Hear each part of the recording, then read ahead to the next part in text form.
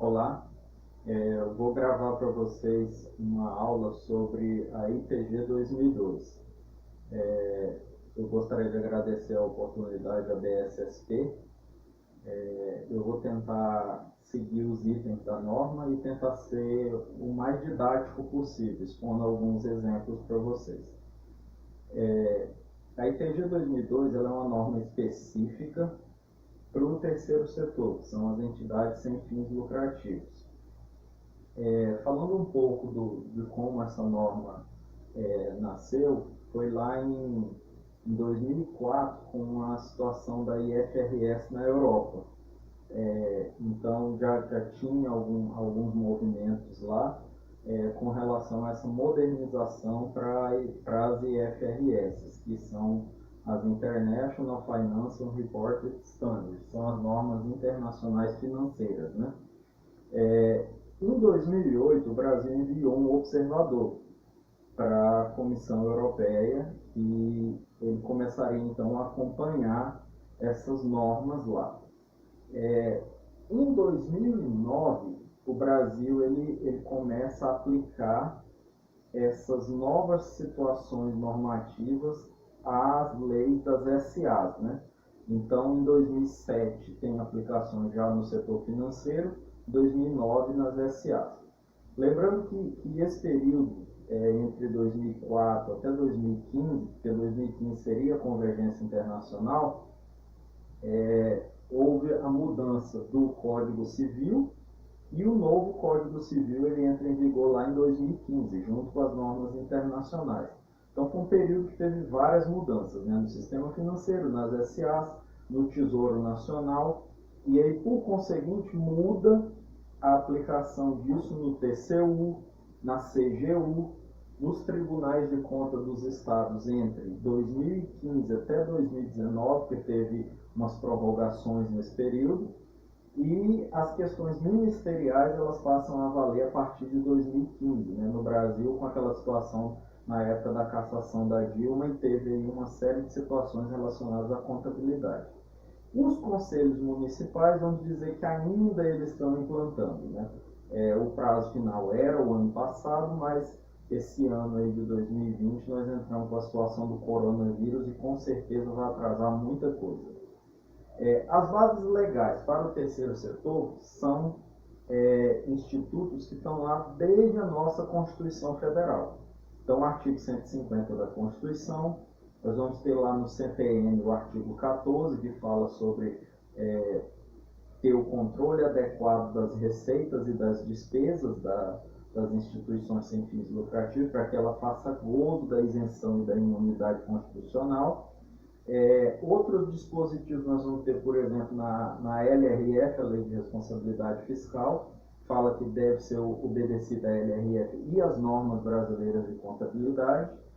A Lei de Transparência também ela vai ser muito importante para o nosso contexto. Aí temos outras leis, como a Lei das OCIPs, o Marco Regulatório das Organizações Civis, né? E as portarias ministeriais, que não deixam de ser normativas, que têm que ser seguidas constantemente. Então, a norma brasileira de contabilidade, vocês podem ver que ela está embasada numa série de situações legais, né? Então, a ITG 2002, a ITG 2002, ela é uma norma específica. Essa norma específica, ela é uma sequência, então, de uma norma principal, que a gente chama de técnica geral. Então, a técnica geral, que é a TG, então, por exemplo, tem uma TG 1000, TG 1000 é considerada a bíblia da contabilidade, então o profissional ele deve saber primeiro a TG 1000, para depois utilizar uma norma específica, sendo que a ITG 2002, ela é uma variação da TG 2000, que também é uma norma principal. TG 2000 ela trata das demonstrações contábeis, da apresentação das demonstrações. Então, como que vai ser apresentada as demonstrações das entidades sem fins lucrativos, isso vai ser tratado pela ITG 2002. A ITG 2002 ela é uma resolução a 1409 de 2012. Às vezes a gente fala brincando que vai tratar da nova ITG 2002, até porque tem muita gente que não está familiarizado com ela, né? Mas ela já vai fazer quase 10 anos, é uma norma muito antiga. Levando em consideração que as primeiras normas começaram a ser adaptadas lá no ano de 2008, já para essa nova visão de contabilidade internacional, então ela é uma norma bem antiga. Essa norma ela já foi alterada, ela tem a revisão número 1, e os itens que foram alterados foram os itens 8, 9 e o item 27, sendo que o item 19, na linha C, também foi alterado. Então, eu vou tentar expor da melhor maneira possível como é que seriam essas regras e a melhor maneira de você tratar a apresentação das demonstrações. O que ocorre é que existe uma série de dificuldades e as instituições elas têm que avaliar qual que seria o custo de controlar essas particularidades. Então, a palavra que eu poderia trazer para vocês é que vai ser necessário uma proximidade com as instituições e um bom diálogo para você conseguir ter todas as informações necessárias para fazer uma boa contabilidade para as entidades sem fins lucrativos. As entidades sem fins lucrativos, elas são consideradas assim, por alguns técnicos o Frankenstein da legislação brasileira, até porque ela não está nem na parte pública e nem na parte privada. Ela, na realidade, ela está nas duas coisas. Ela é uma união. Essa união, então, vai fazer com que uma instituição do terceiro setor ela siga normativas públicas e normativas privadas. E é aí onde mora uma série de dificuldades, né? Há uma situação entre os profissionais de que, por exemplo, fazer contabilidade de uma instituição sem fins lucrativos, uma associação, uma igreja e tal, seria um procedimento fácil. Mas se você levar em consideração, então, que ela tem que obedecer norma pública e privada ao mesmo tempo, fazer uma contabilidade de uma empresa que só tem que seguir norma pública, continuando o vídeo, então, eu vou falar sobre os itens da norma. A ITG 2002, ela tem 27 itens no corpo dela, dividido por assuntos, e ao final ela tem mais 14 itens de divulgação. O objetivo da norma, então, é criar critérios específicos para avaliação, reconhecimento e transação das variações patrimoniais nas demonstrações aplicadas para as instituições sem fins lucrativos, com informações mínimas de divulgação. Esse seria o objetivo da norma. Então, essa norma, dos itens 2 ao 7, ela vai falar sobre o alcance. O alcance da norma ITG 2002 são, então, para as fundações, associações e organizações religiosas, de forma básica. Então, são entidades que desenvolvem tarefas que são particulares do Estado. Então, nesses critérios de instituições, teriam situações de parceria, contratações, convênios, repasses de situações para prestar serviços. Então, essas instituições, elas podem ter certificação ou não. O item 4 da norma, ele fala sobre aplicação a entidades sem fins lucrativos e impõe quais seriam os aspectos. O item 4 da ITG 2002, ele fala então sobre a aplicação dessa norma, que seria a ITG 2002, e também os aspectos da TG 1000. Então, os aspectos da TG 1000, eles são aplicáveis às instituições sem fins lucrativos, logicamente, com essa especificidade da ITG 2002. No item 5 fala que não estão abrangidos por essa norma os conselhos federais, os conselhos regionais, as seccionais profissionais, que seriam os órgãos da regulação das profissões liberais, né, criados por lei federal. Então, essa legalidade do exercício da profissão, ele vai ser abrangido pela contabilidade pública. No item 6, ela fala então sobre que as instituições sem fins lucrativos de direito privado, em especial imunes e isentas do imposto da contribuição, que seriam as instituições beneficentes e que prestam assistências sociais no âmbito ministerial, elas vão estar sujeitas a essa interpretação, que seria a ITG 2012. A interpretação também dessa norma, ela vai se aplicar às entidades sindicais, isso é falado lá no item 7. Então, as entidades sindicais, sejam elas de trabalhadores ou patronais, elas também estão submetidas à ITG 2012. A destinação, então, dessa interpretação, ela é, em especial, para entidades imunes ou isentas de impostos e contribuições, que são entidades beneficentes, ou de assistência social, ou as duas coisas. Na realidade, existe uma questão técnica nessa definição, que vão estar submetidas a critérios de regulação para educação, saúde, cultura, previdência, desenvolvimento social, combate à fome e ainda outras situações, como ambientais, situações ligadas a outras atividades sociais que podem ser de outros órgãos, sejam eles federais, municipais ou estaduais, ou até mesmo algumas autarquias ou órgãos específicos que resolvem, por exemplo, conveniar com uma instituição sem finalidade de lucro, como é o caso, por exemplo, do Ministério do Trabalho, da Secretaria do Trabalho, dos órgãos do Judiciário, que em alguns casos eles destinam alguns recursos para essas instituições sem fins lucrativos.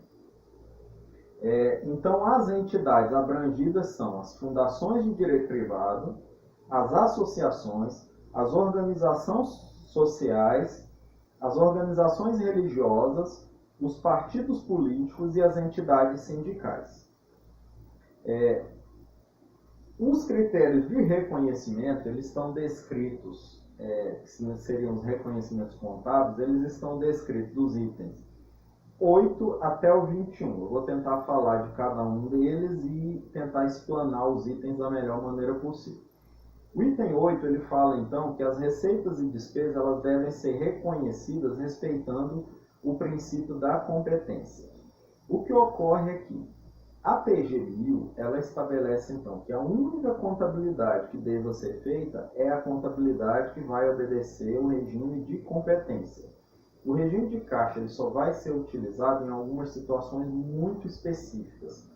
E até para as instituições privadas, o regime de caixa ele é utilizado em raríssimas exceções. Então, a critério da ITG, o básico é utilizar sempre a competência. Competência do reconhecimento da receita e da despesa. Lembrando que esse item, ele leva em consideração a essência da contabilidade.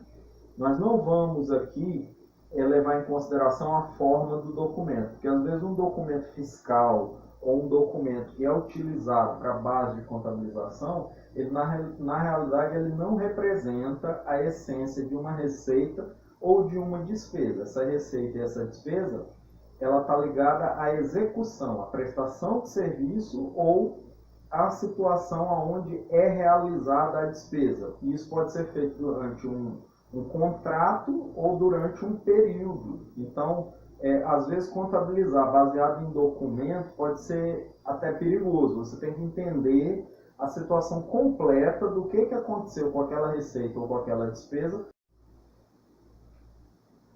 Levando em consideração os critérios de reconhecimento, tanto da receita quanto da despesa, O item 9 ele trata das subvenções recebidas para custeio e para investimento, que devem ser reconhecidos no resultado, observando os critérios de outra norma, que é a TG 7. Eu não vou delongar na TG 7, até porque é bem provável que outro colega fale sobre essa norma, especificamente. Mas os conceitos básicos que são tratados dentro da ITG 2002 são as subvenções concedidas em caráter particular, está no item 9A, e as subvenções concedidas em caráter que são das imunidades, que seria o caráter de reconhecimento das receitas no resultado, que seriam os 9B. Sendo que o 9B, o reconhecimento não é feito no resultado. Quer dizer, você não vai levar isso para demonstração de resultado, para DRP. Para falar um pouco sobre o item 9A e o 9B, a gente tem que entender então o conceito de imunidade e isenção. O conceito de imunidade seria então absoluto, até porque ele está previsto na Constituição e ele é uma situação que não caberia discussão. Então, se uma instituição ela é imune, né, ela tem esse direito à imunidade, então o caráter dela é de não reconhecer os reflexos da imunidade no resultado. Já o item 9A, quando a norma fala de caráter particular, ele está falando do critério da isenção. Porque a isenção ela pode ser concedida por uma instituição, a uma instituição sem fins lucrativos, por exemplo, pela prefeitura, no que diz respeito ao ISS. Isso seria um caráter particular. Ou a uma situação do Estado com relação ao ICMS. Isso seria também um caráter particular. Ou em outras situações de entidades que são isentas, que vão receber esse reconhecimento do PIS, da COFINS, em caráter particular. Quando esse reconhecimento for de caráter particular, então ele deve ser reconhecido no resultado, porque é isso que vai estar estabelecido lá no item 9A. Então, o 9A ele trata de isenções e o 9B trata da imunidade. Isso, inclusive, está expresso no texto da 9B. A subvenção governamental ela é, então, uma situação onde o governo auxilia. Então, falando um pouco sobre a subvenção econômica, a subvenção econômica ela tem um critério diferente, né? Nessa situação, onde é realizada uma subvenção econômica, não há transferência de recurso financeiro, em alguns casos. O que ocorre é, por exemplo, uma transferência de bens ou de pessoal.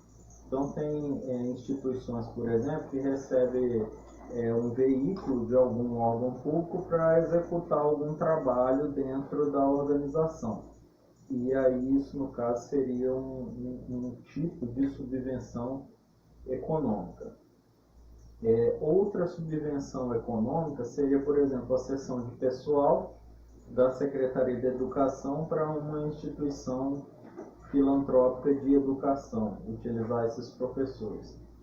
Outra subvenção econômica seria utilizar outras formas de subsídio, por exemplo, utilização de sistema, utilização de outros recursos, onde não houvesse ali uma transferência financeira. O marco regulatório, ele também fala sobre esse tipo de concessão de subvenção econômica. Isso é tratado lá na Lei 10.973 e ela tem algumas variações. O marco regulatório ele é considerado uma nova lei para as instituições sem fins lucrativos. Então, ele vai falar sobre termos de parceria, vai falar sobre algumas formas de pactuação entre o poder público e as instituições privadas do terceiro setor, sendo que ele também regula situações entre as próprias instituições, onde uma instituição necessita fazer algum tipo de pactuação com outra instituição para prestar um serviço em conjunto, né? Então estaria também no rol das subvenções. A contabilização da subvenção, ela vai ser de uma forma que não vai impactar no resultado da instituição. Então, quando for reconhecido a despesa, nesse caso vai ser reconhecido a receita. Então, se uma subvenção entra numa instituição, por exemplo, um valor de R$100.000 que é transferido por um órgão público, ou por um financiador, um terceiro, esse recurso ele vai para uma conta de ativo e para uma conta de passivo, que seria o direito e a obrigação, no ato, por exemplo, da pactuação, do contrato, né? No recebimento do recurso, então, transfere a conta de ativo para a conta banco específica. Nesse caso, vai ser uma conta banco com restrição. A ITG 2002 ela fala sobre recurso com restrição e recurso sem restrição. Recurso sem restrição é o recurso da entidade. E o recurso com restrição ele é um recurso de terceiro, quer dizer, ele tem uma especificidade, ele tem um bloqueio, então ele tem essa restrição. É isso que a norma trata. E depois, na execução, que é quando for executar o convênio, que é essa conta de obrigação lá do passivo, aí sim vai ser reconhecida a despesa, vai ser apropriada a conta de fornecedor, e no ato do pagamento desse recurso, vai ser em seguida apropriada a conta de receita no valor igual à despesa que foi executada. Então, se a execução foi feita no valor, por exemplo, de R$10.000, que seria 10% do convênio lá de 100 mil, eu vou ter despesa de 10 mil e vou ter receita de convênio de 10 mil. Isso vai anular o resultado. A DRT ela fica sem nenhuma modificação. Então ela é de efeito nulo. Ela recebe uma neutralização na contabilização. Por isso que a norma fala então que a subvenção ela não altera o resultado da instituição. O que vai alterar o resultado da instituição são as receitas próprias, as receitas que ela utiliza para captar e as despesas próprias dela. As despesas e as receitas que forem oriundas de convênio, elas não modificam o resultado da instituição. Isso está da descrição do item 9. Então, existem também os recursos que são para custeio e os recursos que são para investimento. Recurso de custeio é esse que eu acabei de exemplificar, onde você tem uma receita e uma despesa ali do convênio. Quando essa subvenção ela é de um bem temporário, então o que vai acontecer é uma apropriação dessa subvenção no que diz respeito ao ativo e a depreciação desse ativo, se ele for fixo. Se ele não for fixo, essa conta vai transitar numa conta de direito e numa conta de obrigação, só no que diz respeito à subvenção. Então, ela vai figurar no ativo, uma subvenção a realizar, mas nesse caso, essa contabilização ela não integra o patrimônio da instituição. Tem gente que controla como conta, por exemplo, de imobilizado separado, né? Imobilizado com restrição e imobilizado sem restrição, que seria o da própria entidade, né? O imobilizado próprio. Isso pode ser feito também dessa maneira, mas tem que observar então que se o ativo ele for fixo, quer dizer, ao final do convênio ele for ficar com a instituição, aí essa contabilização ela tem que ser feita numa conta de passivo circulante, dando contrapartidas nas depreciações do período desse bem, porque ao final do bem,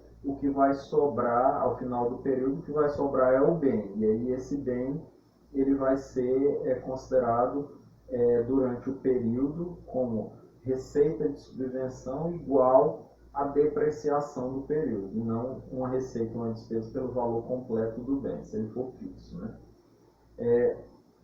Há também uma resolução, que é a 1305 de 2010, que fala sobre a divulgação em nota explicativa descumprimento de condições relacionadas a subvenções, né?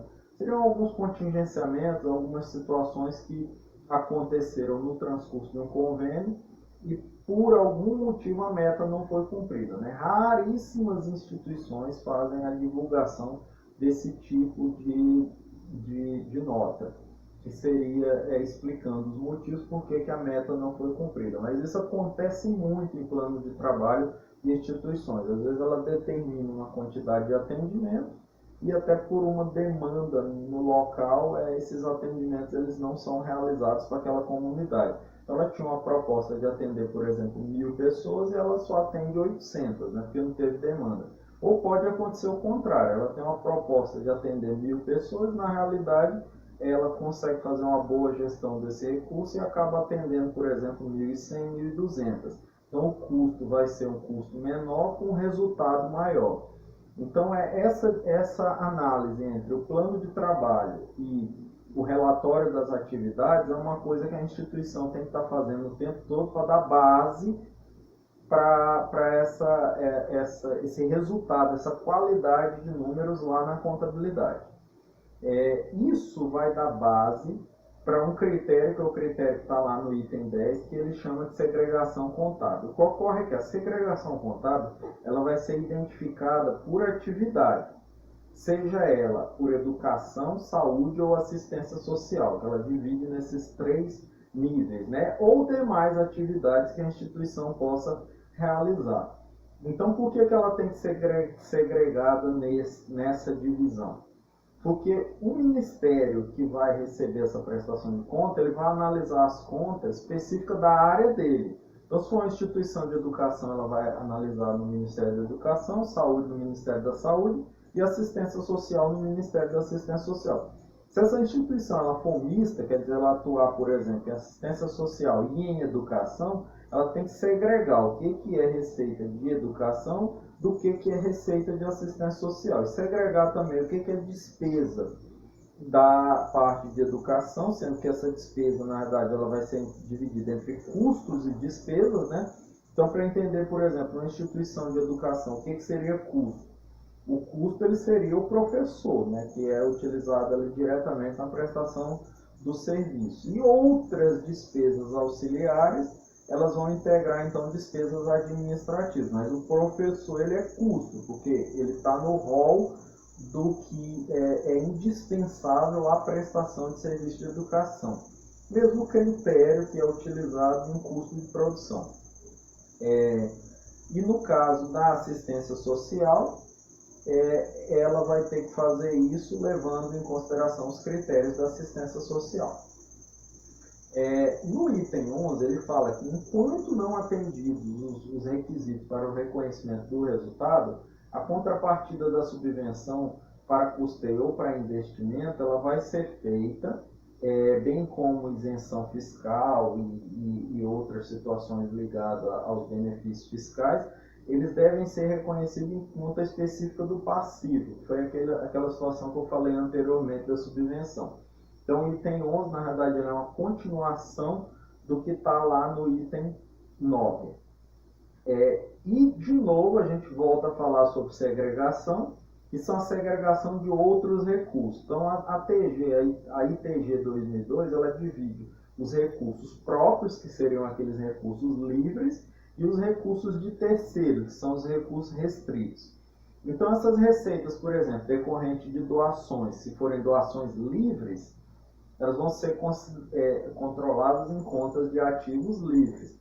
Se essa doação ela houver uma cobrança, uma exigência do doador, então ela é considerada uma doação restrita e ela vai ter que ser considerada em conta específica. Então, por exemplo, se um doador ele faz doação para um projeto lá das crianças, eu não posso usar esse recurso no projeto dos idosos, até porque quando eu for prestar conta para o doador, esse recurso vai estar utilizado no lugar errado e eu vou ter um problema na minha prestação de conta.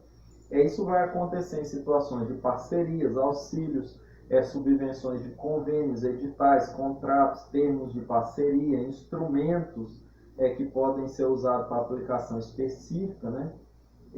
Situações de recursos que vêm de fundos, né? Então também isso vai ser observado, essa segregação em conta própria e também em conta patrimonial própria. Então se houver algum tipo de bem que ele é fixo, né, um imobilizado, ele também tem que ser separado das demais contas. Então essa segregação, essa separação, ela tem que ser feita de forma organizada. Eu volto a falar aqui o que eu falei lá no início, de que você tem que ter um bom apoio da instituição para conseguir organizar essa contabilidade de forma adequada, né?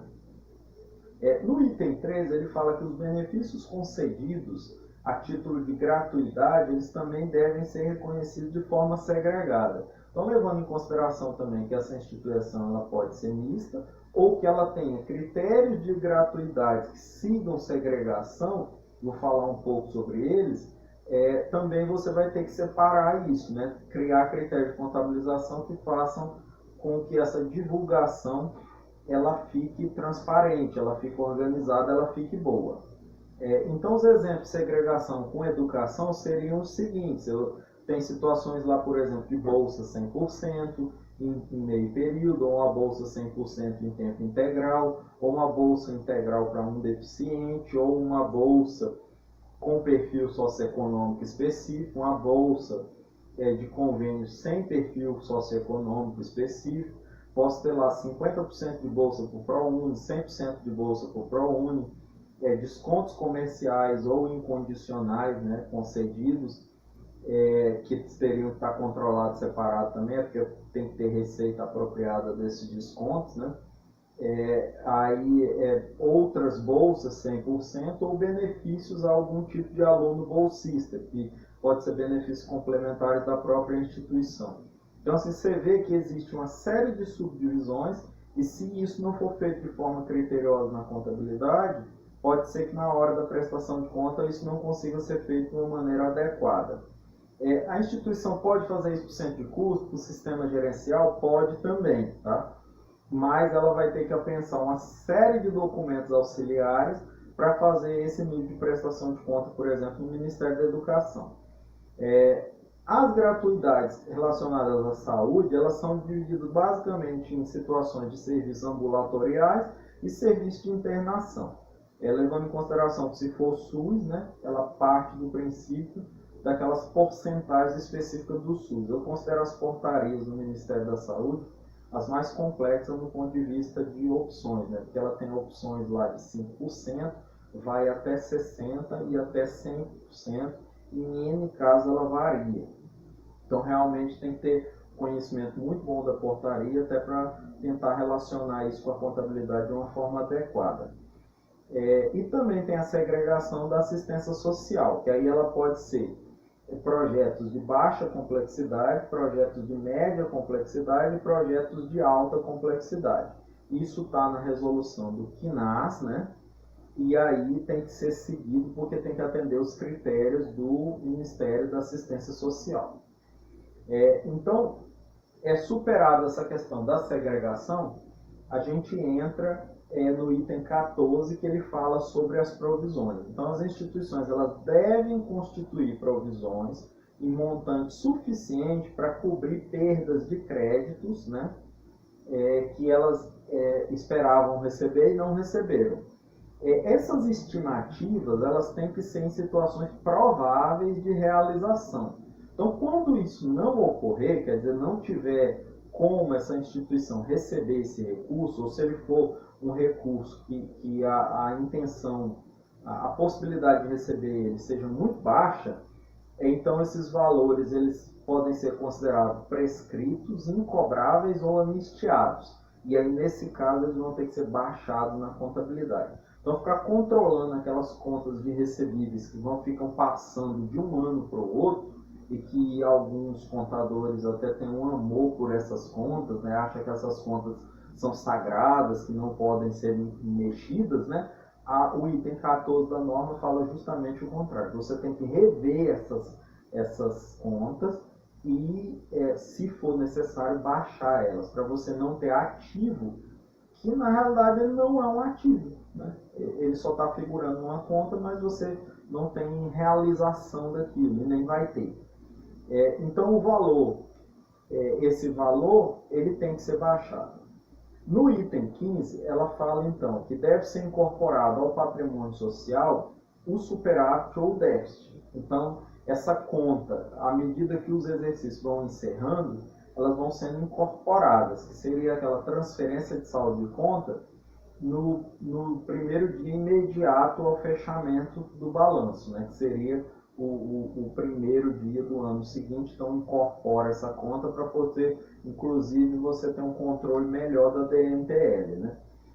Por parte de restrição de aplicações que sobraram do superávit, aí essa conta lá dentro do patrimônio líquido, o item 15 diz que ela tem que ser controlada de forma separada. Então tomar esse cuidado em situações de saldos que podem vir a não ser realizados por alguma situação de uma subvenção, de uma restrição. A restrição é uma subvenção, né? Um convênio.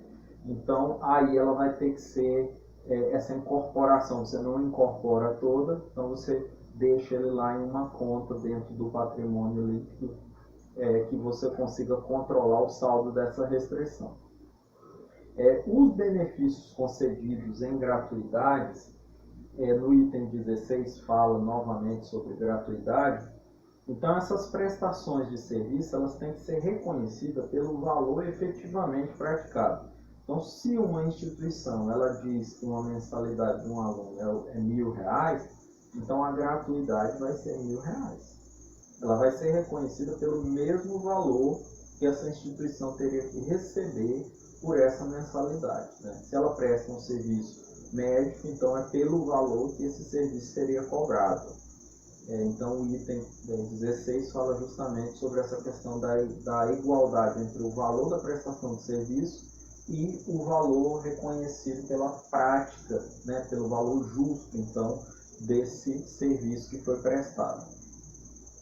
O item 17, ele trata sobre os registros contábeis segregados, de forma que consigam apurar informações para a prestação de conta.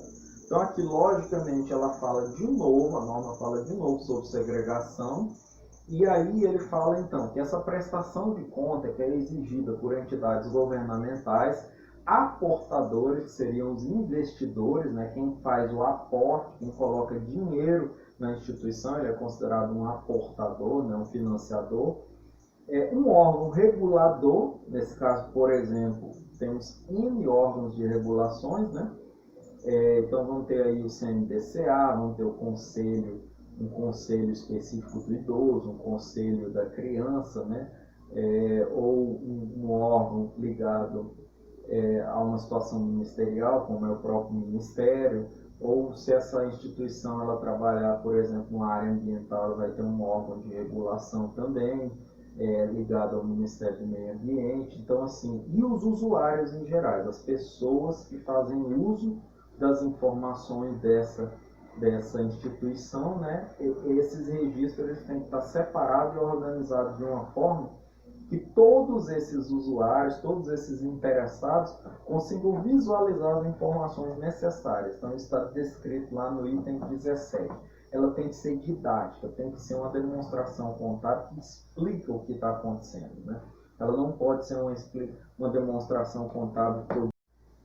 O item 18 da norma, ele fala sobre a dotação inicial, no caso das fundações. Então, em ativos monetários ou não monetários. Seriam situações onde o investidor coloca dinheiro ou ele coloca um bem, uma dotação patrimonial. Então, ela tem que ser reconhecida também em conta de patrimônio social.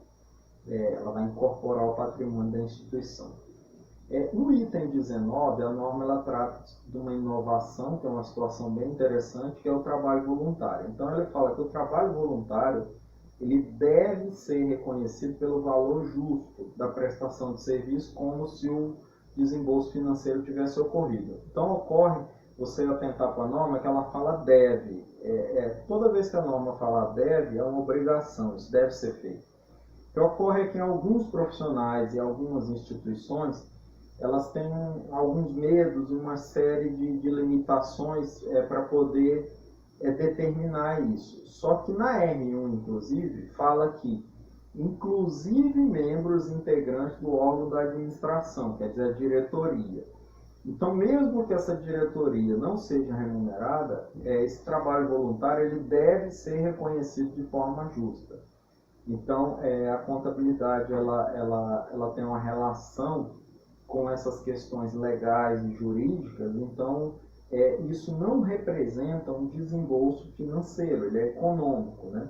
E é importante as instituições reconhecerem isso, porque elas vão ver que em alguns casos, sem esse desembolso econômico, ela não teria condição financeira de pagar esse trabalho voluntário que é feito. A mensuração desse trabalho, o controle desse trabalho, eu defendo que ele deva ser feito igual você faz um controle de um trabalho de um trabalhador mesmo, em horas, em dias, né? E isso leva tempo e você gasta com esses controles. Então, as instituições têm que se organizar nesse sentido. Aplicação de ativos não monetários, ele vai seguir então a seção 27 da TG1000, e a situação em que trata de redução ao valor recuperável, que são o valor recuperável dos ativos, seria aquela situação do impairment, ele é tratado na TG1, que seria verificar então se esses ativos eles são recuperáveis. É isso que trata o item 20. Então, assim, as instituições sem fins lucrativos estão sujeitas à análise de impairment também. O ajuste de avaliação patrimonial ele é tratado no item 21. Então, quando a interpretação ela é adotada de forma inicial, quer dizer, os critérios da IFRS, existe a situação do custo atribuído ao patrimônio, que é o demédio custo, que trata lá a ITG 10. Então, esse ajuste de avaliação patrimonial, quer dizer, trazer o valor justo desses bens da instituição na contabilidade é um desafio, e isso deve ser feito de maneira criteriosa e cuidadosa e com auxílio de profissionais específicos, às vezes que trabalham com a parte de laudos patrimoniais. As demonstrações contábeis obrigatórias da ITG 2002, elas estão descritas no item 22, que seriam quais? Os balanços patrimoniais, a DRP, que é a demonstração de resultado do período, seria uma analogia ao DRE, e a demonstração de mutação do patrimônio líquido, a DMPL. Também teria que se fazer obrigatoriamente a DFC, demonstração de fluxo de caixa. Ela pode ser direta ou indireta, você pode escolher a maneira que você quer fazer.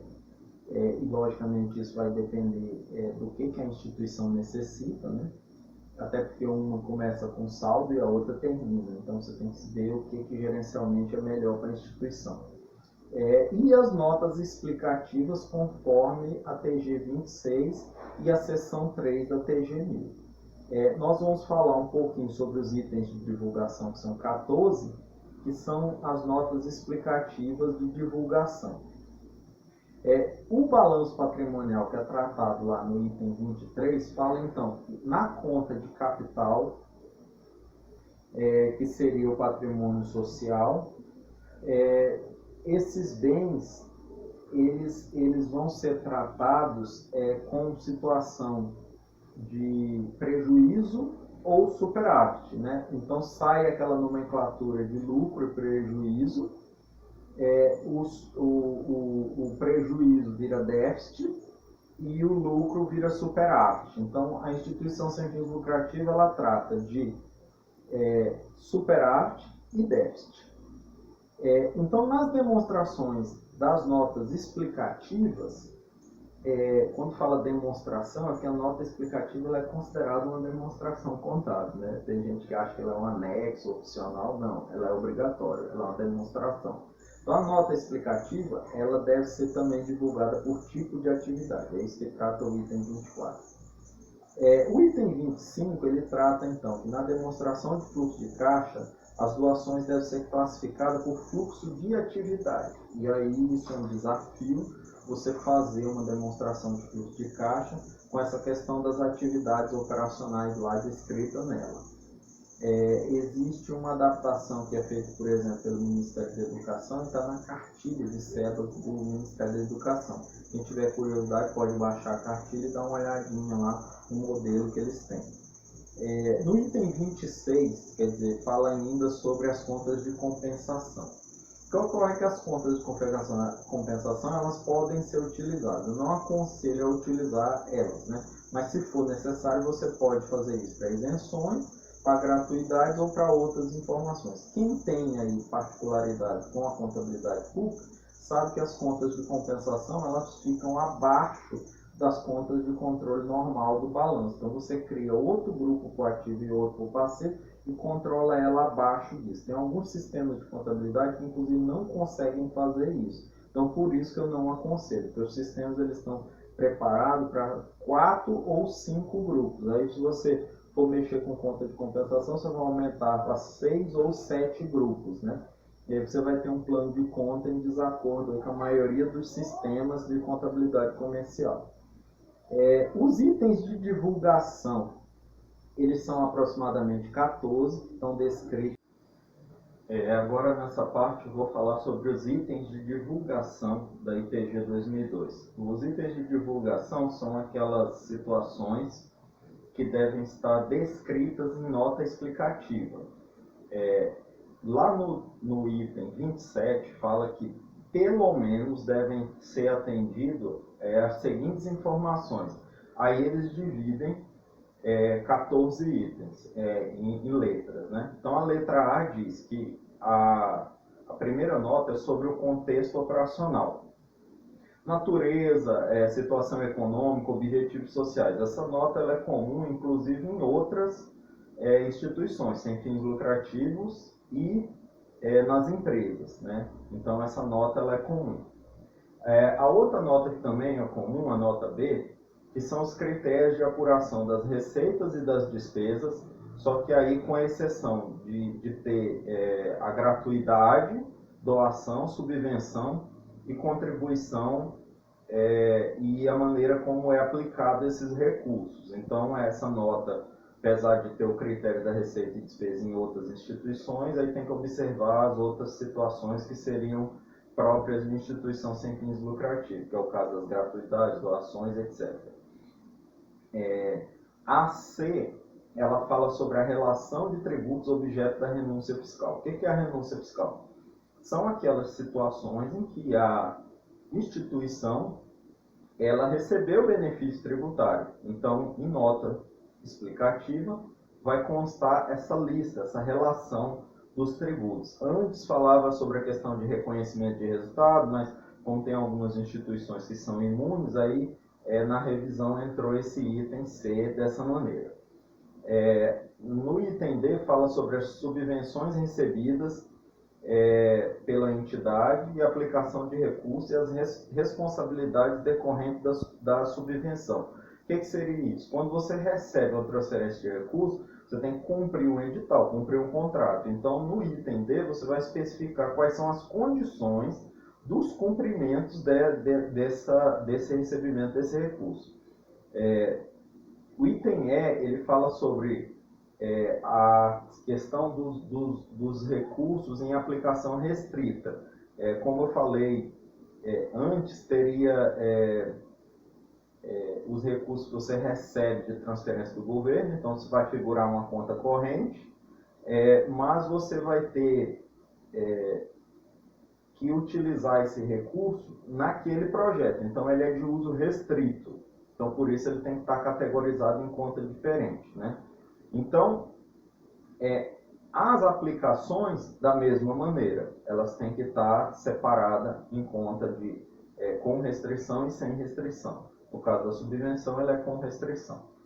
Os recursos sujeitos à restrição por parte do doador, eles estão figurados lá na nota F. Então, o que seria? Por exemplo, recebe um dinheiro lá do Itaú Social, e o Itaú Social diz que é para usar esse dinheiro com projeto de criança, né? Você vai ter que usar com projeto de criança. Ou então a sua instituição ela tem lá uma situação cultural que foi abrangida por uma linha, por exemplo, também de algum fundo, por exemplo, do fundo da Fundação Bradesco, e aí você tem que fazer o uso restrito conforme o doador determinou. E aí, nesse caso, a nota F fala sobre isso.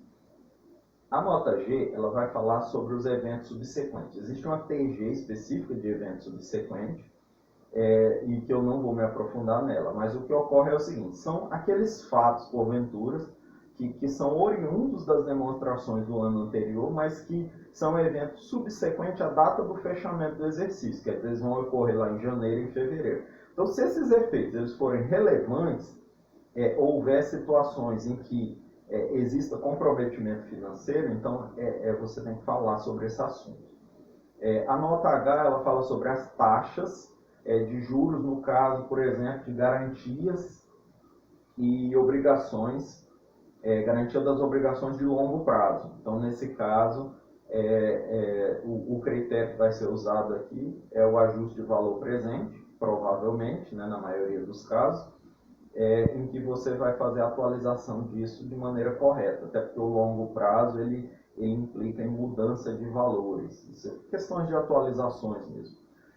O I ele fala sobre os seguros contratados. O que ocorre aqui, algumas instituições elas deixam muito a desejar nessa questão do seguro. O que ocorre é que o seguro contratado ele é uma coisa que livra o gestor. Por quê? Porque o seguro ele é uma proteção. Então, se acontecer algum problema com a instituição, quem que vai ser o responsável pela má gestão? O gestor, o administrador que não contratou o seguro. Então, o seguro é muito importante. As divulgações de informações de seguro são consideradas obrigatórias. Porque lembra que a gente falou sobre a alteração do Código Civil? Então, tem a seção de responsabilidade profissional e tem a seção de responsabilidade do administrador. Então, é bom atentar para isso. No item J, fala sobre situações da Lei de Diretriz de Base da Educação, a publicação específica para instituições que têm que prestar conta com relação à situação de ensino superior, essa questão da educação, informações de despesa, receita, despesa com o pessoal, que seria o custo. Então, isso tudo vai figurar na nota explicativa.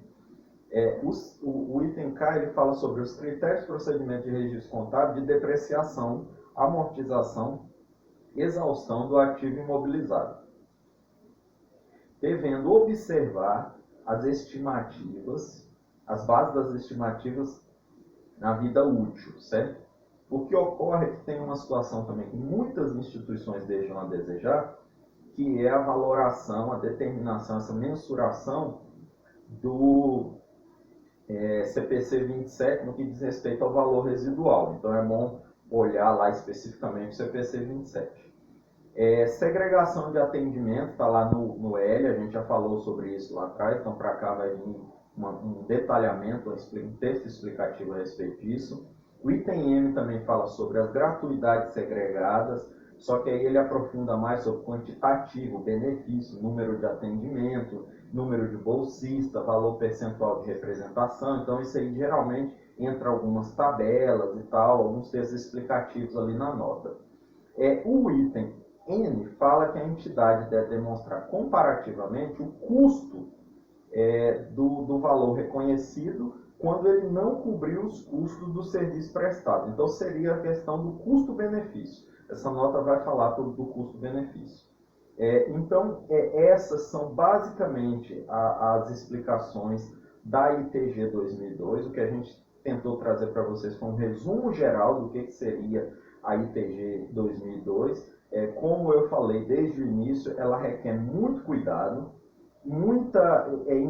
engajamento dos administradores, da instituição, dos departamentos, cobranças de relatório. Então, assim, é importante que o contador atente para a norma e, de uma certa forma, tenha muito cuidado com os itens de divulgação. Até porque, quando a norma fala pelo menos, quer dizer, é uma exigência mínima que tem que ser cumprida. E o que a gente vê na prática é que muitas entidades e muitos profissionais não conseguem cumprir nem a exigência mínima. Então, o recado que eu deixo para vocês é: vamos estudar. Espero que eu tenha contribuído com vocês nesse material e desejo boa sorte e bom estudo a todos. Foi um prazer estar com vocês e agradeço novamente a BSSP, na pessoa lá do Edgar Madruga, que é um excelente profissional e com muita generosidade tem compartilhado o conhecimento dele aí com muitos profissionais no Brasil.